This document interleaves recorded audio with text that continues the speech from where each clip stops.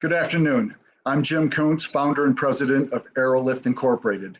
Today, as a very special guest, I have Mark Schwartz. I'd like to tell you a little bit about him. He grew up humbly in a 3-room apartment with his mom and dad in Brooklyn, New York. He was good at math and science and therefore applied and was accepted at MIT, where he received his undergraduate degree in aeronautical and astronautical engineering. He also holds an MBA from NYU Stern School of Business, where he was named a Stern Scholar. Mark also served with distinction in the U.S. Air Force as an F-4 fighter pilot and instructor and flight safety officer, leading aircraft mishap investigations. He then joined the small family-owned company Miracle Grow, where he helped build it into a Fortune 1000 publicly traded company after acquiring the Scott's Company. As a senior VP, Mark was head of strategy and mergers and acquisition, leading the board of directors through annual strategic planning sessions and a variety of acquisitions. He also is an in-house consultant, leading international business improvement and rationalization projects, resulting in millions of dollars in annual savings across manufacturing, finance, and human resources. He has now turned his considerable talents towards investing in real estate in Naples, Florida. As I'm dabbling and considering making an investment in that area, I was referred to him by a mutual friend.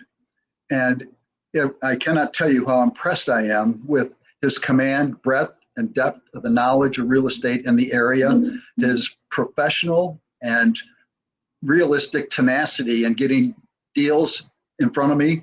And it's been an absolute pleasure to work with him. And I want to first off saying thank you for your service, Mark. Our nation's better as a result of men like your efforts. And then I got to ask you, how did you turn the Oh, you're welcome. How did you get into the real estate business? Well, it was kind of by default. I had a business down in Naples that was in the hurricane protection sector, impact windows and shutters and so on. And for a variety of reasons, probably because I wasn't fortunate enough to have a hurricane come through during the time I owned the company, I had to exit that business. And an acquaintance suggested I might want a real estate license. And I thought about it and realized that I'd never been particularly happy with the service that I received as a consumer of realtor services. And I thought that I would be able to do perhaps a better job than most of them if I entered the field myself. So that was how it came to be. Well, you certainly have done a good job for me. And like I said, I'm very impressed. You threw some figures at me about the growth of the area and this white hot area that is the Naples area. Could you share those with us? Sure. Naples has been growing in popularity over the years. A lot of people from the Northeast who typically had gone to the other coast, Miami, Fort Lauderdale, Palm Beach area, have discovered Naples in the last decade or so. Traditionally, Naples was very Midwestern in its ownership. A lot of second homeowners from, Ohio, Illinois, Michigan, Wisconsin, all the Midwest states. And recently, more and more coming from the Northeast. What we had really in the last couple of years is almost a perfect storm that seems to have been driven by some of the conditions created by COVID. I see. I think it feels like everyone who is thinking of Naples planned somewhat. So you had COVID going on, of course, early in 2020, everyone was knew what was going to happen. But later in the summer, people started coming out of their shell. And fortunately, Collier County, where Naples is, remained a relatively safe place. We didn't have the types of infections and deaths that we saw in many other parts of the country for whatever reason. It may be that we get to spend more time outdoors in this beautiful environment, especially in the non-summer months. Naples itself has been noted as a very health-conscious community, one of the leading health communities in the country, as well as one of the great beach destinations. So for what reason, we did not have the type of impact. So a lot of people wanted to get away from the northern climes. We had some other things going on politically, that social unrest as well, and kind of led to more people coming down here looking for places. You come that with record stock market prices once we bounce back off the initial shock of the COVID, and lifetime mortgage interest rate lows. I mean, you and I have been around a long time. We can remember the 14, 15, 16% mortgage days. Yes. And I'm amazed that someone will lend you money for 30 years for 3%. It's incredible. So you put all those things together and you add what I look at as the X factor, which is people were working from home. And a lot of people kind of either were told or figured that they might be able to do that indefinitely and never have to go back and be in an office at a particular location from 9 to 5. So you put all those things together, and we just had a lot of interest in our real estate down here, which started cranking up in the summer of 2020 and has continued strongly through this moment as we speak. Yeah, I think it's, like you said, it's a perfect storm. I mean, just add that up, and it's like, it's not like having Midwestern and Northeast and national attention. From my travels down here, you walk up and down the streets of 5th and 3rd, and you hear so many different language. It's multicultural. It's attracting international attention as well as one of the top spots to be in the world. And then you got, for the citizens here, a tax favorable climate, and it's almost an irresistible place to be right now. Well, it isn't, and it's very prescient. We have a large foreign contingent. Of course, with the COVID issues and restrictions, that was knocked back a bit this last 18 months or so. But as things hopefully return to normal, we get a huge amount of Canadians, Germans, Brits that do come to Naples. And as far as noticing the amount of people here, people tended to stay longer, I think, after last season and came down earlier. I mean, here, even in October, when things are usually well before season and still kind of quiet as they usually are in the summer, relatively speaking, it was just a huge amount of people in town chasing available real estate. So it's a tough time to be a buyer right now because the sellers have the cards. Inventory is low. And as nice things come on the market, they tend to attract multiple bids, and many places actually go for full ask or above. And bidding wars are not uncommon. And that is not something we saw here, except on a very rare occasion before 2020.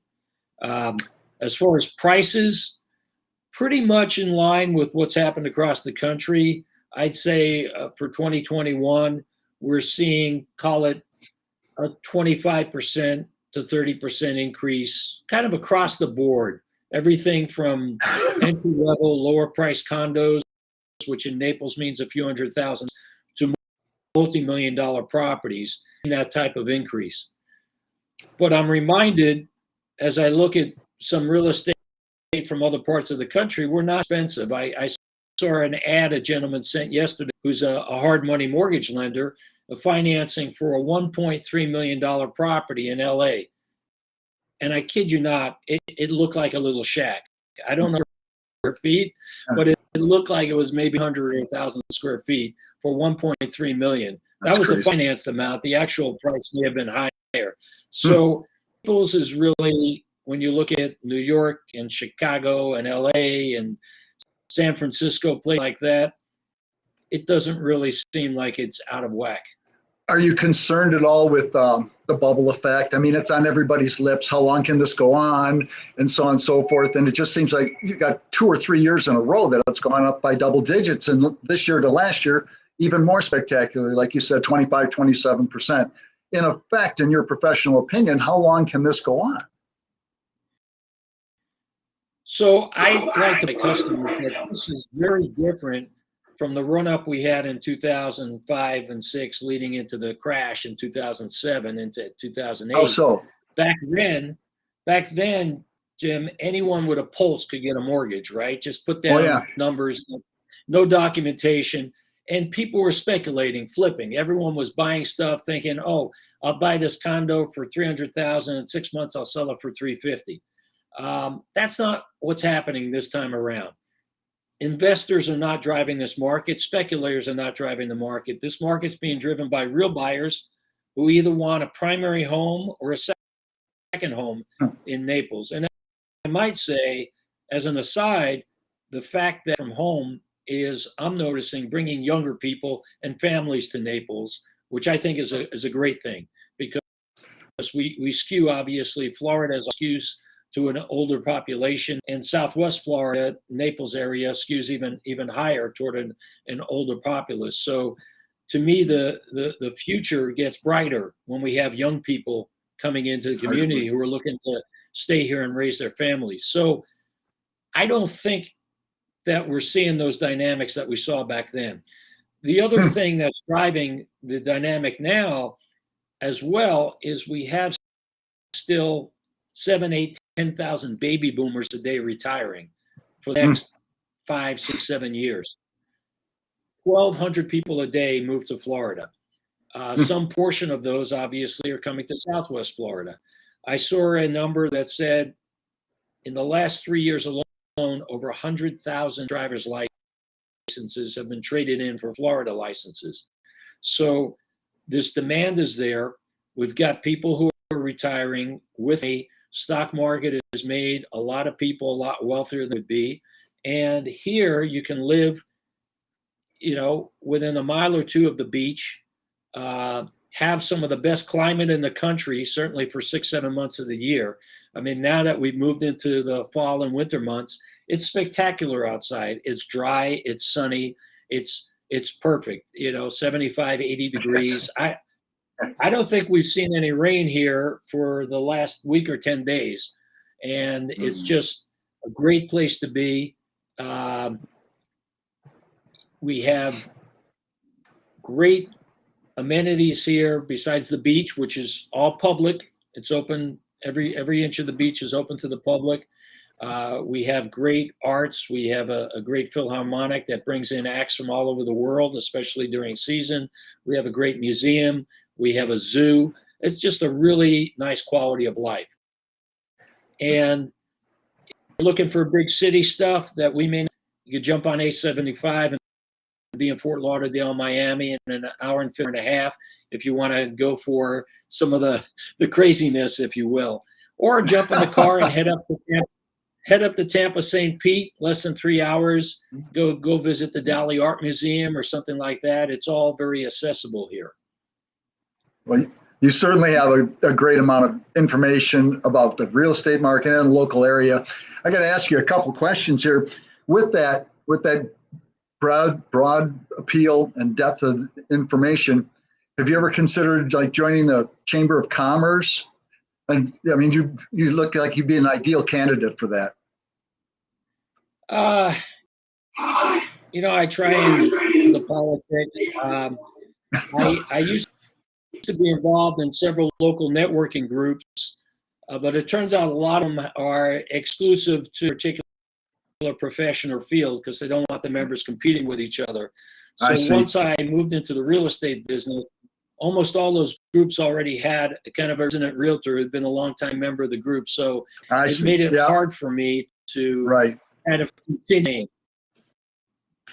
Well, here's another one then.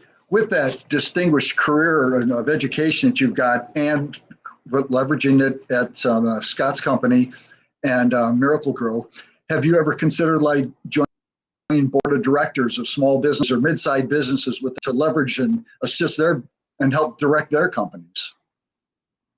Yeah, it's a great question. I actually started looking into that area earlier this year and kind of worked with a company that specializes in helping people get placements in those types of positions. So I've kind of reworked my resume to make it more of a board resume and started reaching out to some people and exploring some options. And the beauty of being in real estate, you can kind of make your own schedule. If you have clients in town for a limited time and they just have a few days to see something, you're kind of on their schedule. But generally, you can arrange things such that you can free up time during the day or any particular day or group of days if you need to.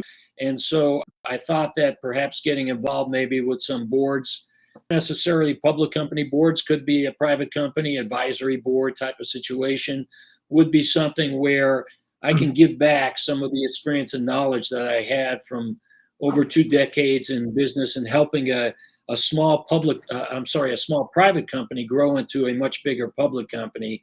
And so any small private company that has those aspirations, some of the things that need to be done and some of the mistakes that need to be avoided, kind of been there, done that. So I would love to help some companies do their goals by kind of helping them avoid some of the pitfalls along the way and understand what opportunities to take advantage of to grow. Oh, that's a great answer. Well, there you have it, folks.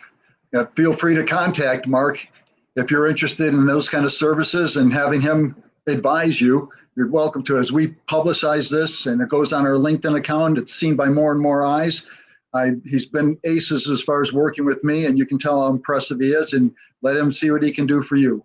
Mark, I can't thank you enough for being with us today. It's been a delight talking to you. Jim, thanks so much for giving me the opportunity to speak with you. And certainly if anyone would like some help in the real estate market here in Naples, whether they're buying, selling, or looking to rent, be delighted to speak with you. Well, I'd like that cheap beachfront condo there in Naples. Could you get that for me, please? Thanks again, Mark. Well, it was relative, I guess, but happy to help. So thanks a lot. Signing off thank now. you.